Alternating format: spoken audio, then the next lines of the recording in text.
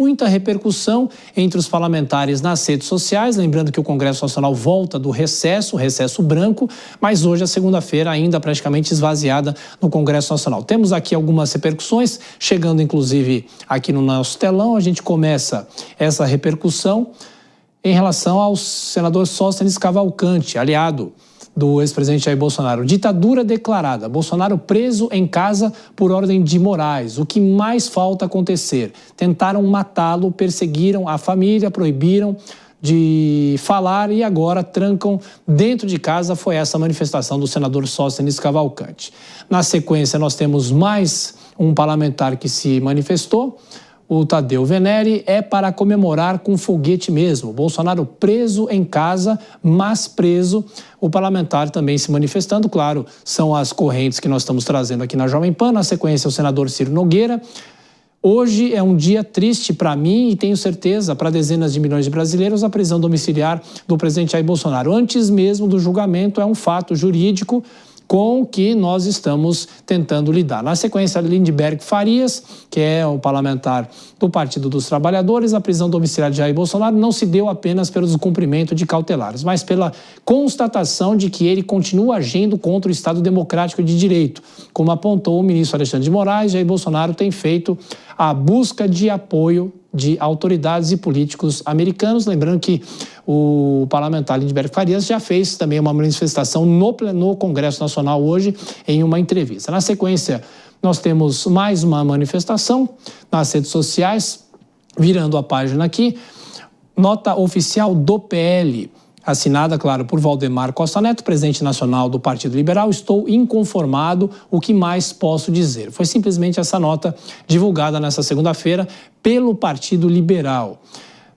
E eu vou chamar o Nelson Kobayashi, antes de mais um entrevistado, para falar sobre essa questão. Pode entrar aqui, Kobayashi. O Krieger também aqui com a gente. Ô, Kobayashi, deixa eu te perguntar uma coisa. A gente ainda não tinha se falado, já falei com a Dora Kramer, falei com a Daisy, o Kriegner também aqui com a gente. Essa reação, primeiro a questão jurídica, como separar a questão jurídica da questão política nessa decisão de hoje? Koba. É muito difícil, né, Thiago? Estão interligadas. Primeiro, boa noite ao Kriegner, não havia cumprimentado ainda. Em relação à questão jurídica, Thiago, é uma decisão que envolve um ex-presidente da República em um processo, na verdade, um inquérito ainda em fase de investigação, que é justamente a investigação que nasceu a partir da atuação de Eduardo Bolsonaro, ou seja, não há sequer processo. Neste caso em que ele está sob prisão domiciliar, ele não é réu, ele é investigado, e por envolver um ex-presidente que ainda tem capital político, que ainda lidera multidões, tem função específica no partido, que é o partido com maior base na Câmara dos Deputados, isso não tem como se politiza também. Aliás, as próprias decisões já têm essa crítica de serem politizadas. Do ponto de vista jurídico, em 3 camadas, Thiago, eu diria que é uma decisão que não tem amparo jurídico, não tem amparo na lei. Primeiro, porque na primeira camada a regra é que se responda em liberdade. E a prisão é sempre a última ratio, é em último caso. A prisão deve acontecer depois de uma condenação com trânsito em julgado. Em uma segunda camada, porque estas medidas cautelares que teriam sido descumpridas já são questionáveis. Primeiro, porque o ministro Alexandre de Moraes, quando impôs essas medidas, pressupôs que haveria um vínculo, um elo entre Jair Bolsonaro e Eduardo, inicialmente, porque ele teria financiado Eduardo com 2 milhões, isso foi tirado do seu depoimento, aí sim, na ação penal em que ele é réu, e segundo, um elo também de Eduardo Bolsonaro com as ações de Donald Trump, o que não há indício nenhum. E eu, particularmente, duvido muito que Eduardo Bolsonaro tenha essa influência toda.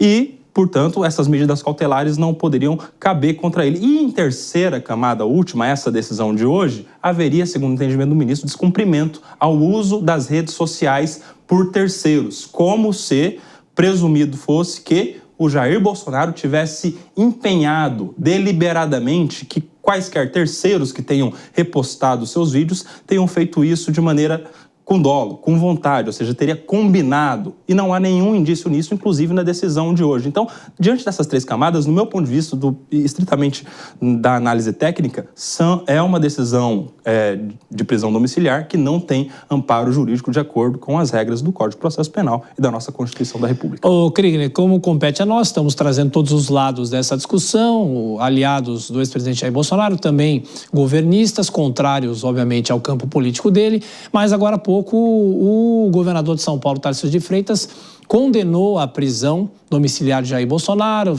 classificando-a como um absurdo, e essas repercussões, no caso dos aliados dele. Até que ponto que isso traz alguma força? E essa manifestação do próprio governador aqui de São Paulo, que ontem não esteve nas manifestações porque estava passando por um procedimento cirúrgico. Exato. Com certeza, era uma manifestação já esperada, né, Tiago? Boa noite ao Koba também, que se junta aí a nós agora. É uma manifestação esperada e eu diria que é uma manifestação de qualquer pessoa que consegue fazer uma análise das questões jurídicas e também políticas envolvidas nesse caso. Qualquer pessoa que não está intoxicada por paixões políticas consegue perceber os problemas que existem nessa decisão do Alexandre de Moraes. É uma questão muito delicada que nós estamos vivendo aqui, porque se diz que aqueles que estão contra a decisão, na verdade, são aqueles que são ideologizados ou politizados ao extremo, mas na verdade não, é o oposto. Essa decisão, como é que se coloca para um ex-presidente da República que, se ele produzir conteúdos através de terceiros, ele então será punido? Primeiro, quem que pode ser punido por ações de terceiros? Essa é uma pergunta importante de nós levantarmos. Em segundo lugar, uma figura pública, se ele sai na rua, se ele entra numa padaria, pessoas vão produzir, vão fazer perguntas a ele. Ele não estava impedido de falar com o público, ele estava impedido de produzir conteúdos para as redes sociais, diretamente ou indiretamente. Se ele entra numa videochamada ou se ele entra num local público, alguém grava isso e posta, ele já estava enquadrado aí como se ele tivesse, o Koba colocou perfeitamente a análise jurídica aqui, como se ele tivesse empenhado esforços para produzir isso via uma conta de uma terceira pessoa, ou seja, como foi tudo de caso pensado. Então, essa decisão, ela já não tem muito cabimento. Como é que você coloca, por que você coloca uma pessoa que está com tornozeleira eletrônica, ou seja, pode ser verificada a sua localização 24 horas por dia, em prisão domiciliar? Qual que é o benefício de ter os dois dispositivos sendo utilizados ao mesmo tempo? É tornozeleira e prisão domiciliar ou é um dos dois? Então, são muitas questões que têm sido levantadas, inclusive, pela comunidade jurídica, não só por aqueles que estão olhando o lado político disso, que fazem dessas decisões fracas, insustentáveis e também ideologizadas. Essa é uma questão politizadas, né, no melhor uso do termo. Hoje, como eu falei, quem não está intoxicado por paixões políticas percebe o problema que nós estamos criando aqui. E aí o império da lei, como foi citado aqui, não acontece. O que acontece é o império da interpretação da lei. E isso coloca o Brasil num lugar muito preocupante, Tiago. Pois é, e ainda algumas manifestações nas redes sociais. O senador Flávio Bolsonaro afirma que é uma prisão contra um homem inocente e o deputado Nicolás Ferreira afirma que o carinho do povo não se compra e faz críticas ao Supremo Tribunal Federal. Para fazer